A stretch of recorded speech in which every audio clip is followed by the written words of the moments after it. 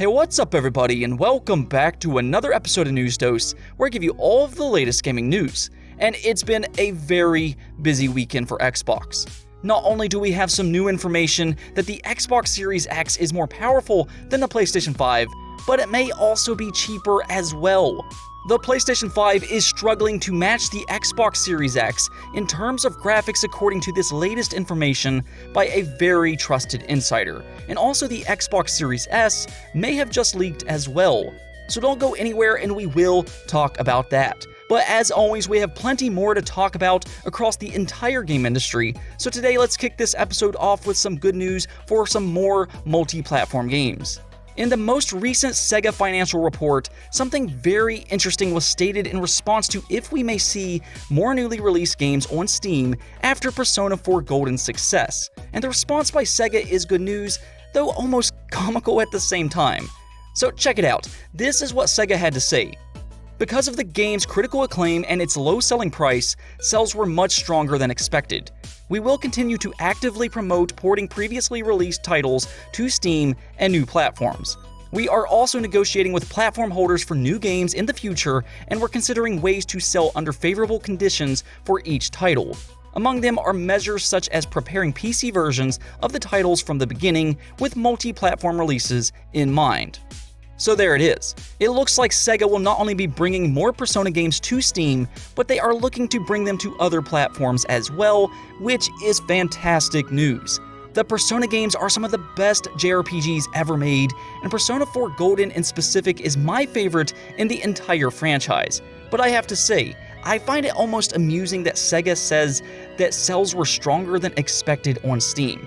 I mean, fans have been begging for this game to be ported for years, and really, I think the community isn't really surprised by its success at all.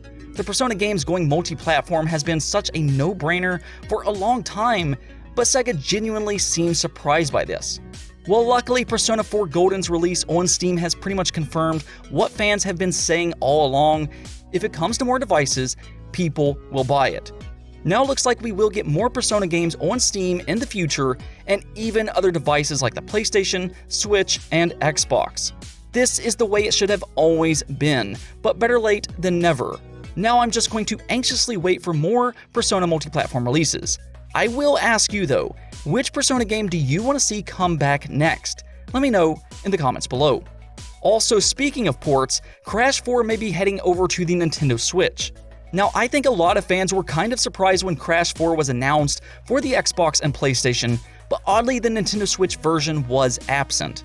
And I know that is very disappointing for Nintendo fans, but if you start to dig into the official Crash 4 website, there is something very interesting in the source code that I think you may like. See, it actually specifically references the Nintendo Switch, and in fact, it looks like there is a plan to have a drop-down menu on the website to choose a Nintendo Switch digital version of Crash 4. Now don't get too excited because Activision has yet to confirm this news, but I think we can kind of look to past Activision games to get the answer on why this is happening. Both Spyro Reignited and the Insane Crash trilogy released in a very similar fashion, where the Nintendo Switch version didn't come out until much later. You also have to keep in mind that Spyro Reignited and Crash 4 are also being developed by the same studio, Toys for Bob, and they do have a track record for doing a staggered release. If you look at how Spyro Reignited was released as an example, the Xbox One and PlayStation 4 version came out in November of 2018. But it wasn't until September of 2019 that Spyro finally made its way to the Switch. So I'm thinking something very similar will happen here. Crash 4 will at some point make its way over to the Switch, but first they're going to focus on the Xbox and PlayStation version. So this holiday you will be able to pick up Crash 4 on the Xbox One, Xbox Series X, and the PlayStation 4. And then hopefully sometime next year we get that official Nintendo Switch announcement. In the meantime, all signs are pointing to an eventual Switch release. In other news, one big topic over the last couple of months has been that rumored Warner Bros. Acquisition. There have been multiple reports that AT&T has been looking to sell Warner Bros. Interactive, which would be a huge acquisition for whomever grabs them. EA, Take-Two, and Xbox were all reportedly interested in making this acquisition. Now, this acquisition, from my understanding, does not include Warner Bros. IP such as Batman and Harry Potter, but it does include several talented studios such as Rocksteady, Avalanche Studios, and NetherRealms, which I believe would include the Mortal Kombat IP as well. So yeah, this would be one of the biggest acquisitions that I've ever heard of in the game industry from a talent standpoint. Though there is now speculation that AT&T has changed their mind as a company email was sent out assuring that Warner Bros. Interactive remains a part of the studios and network group.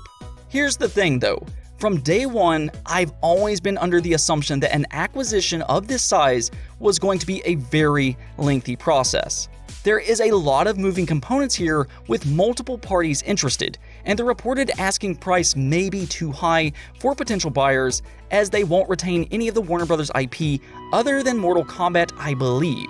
So while yes, this email points to the fact that Warner Bros. Interactive remains a part of AT&T, I still would not be surprised if there is continued negotiations behind the scenes. This letter never really dismisses that they have had talks with potential buyers, but rather they just remain with AT&T. I'm not saying anything will ever happen with Warner Brothers. They may be sold or they may not, but this letter does not really dismiss that either. So I would not read into this letter as a definitive confirmation on whether Warner Brothers is being sold or not. Moving on though, we have a couple of big Xbox topics. Over the weekend, the very well-respected and trustworthy insider Duscalum posted some new information regarding the Xbox Series X. And before we start talking about this, I want to preface this with who Duscalum is. I have talked about several of his leaks on this channel over the last year because he is trustworthy.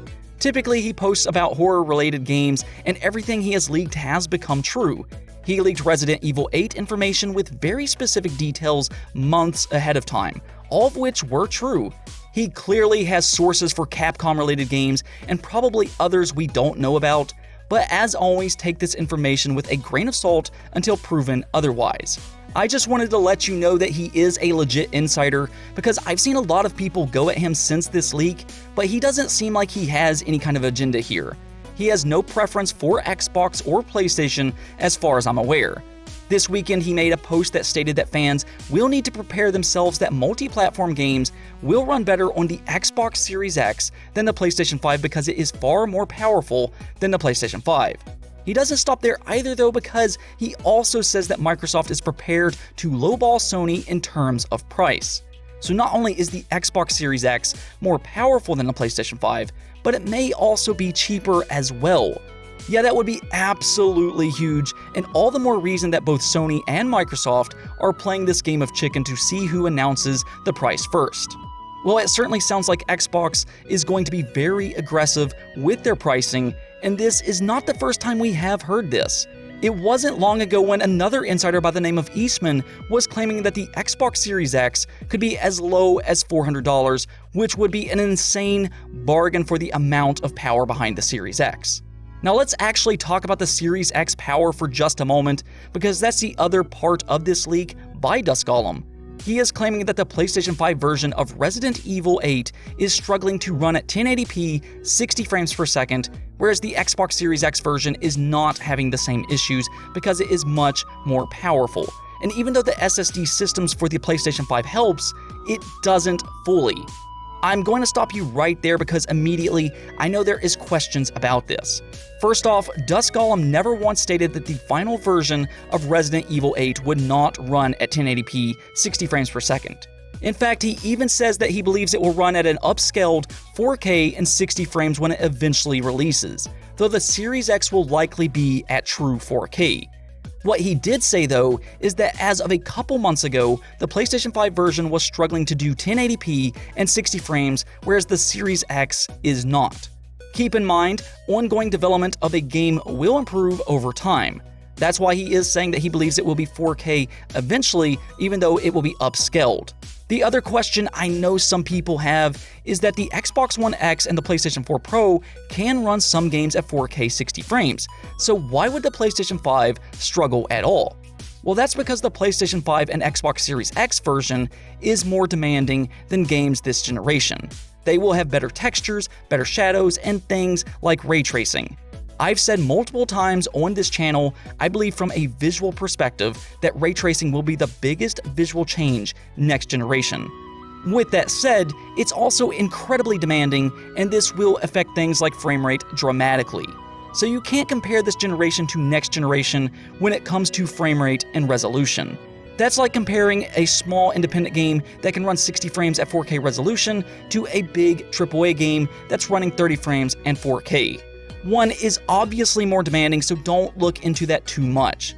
It's been very interesting though to hear fans talk about this subject.